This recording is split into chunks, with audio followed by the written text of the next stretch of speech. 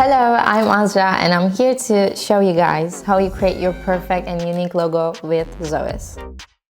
First, start by entering your brand name here. For example, I will go with Vista Estate and press create a logo button. Now you will see the logos generated with your brand name, and all the way down we have all the options.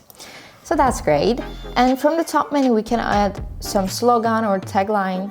Maybe we can go with homes made for you and select industry. We are real estate and an icon.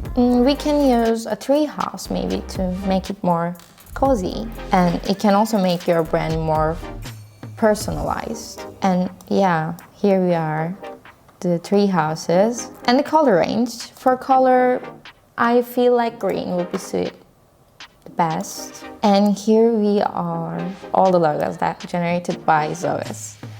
And here's the excited part. Zoviz allows you to enter your brand name in any language. For example, in Arabic, Turkish, Korean, Chinese, in all languages. So let me try one with Arabic.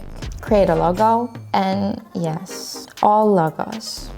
For those who want their logo in their local language, Zoviz supports all languages, so you can create your logo and brand kit in the language of your choice. Thank you for watching. See you next time.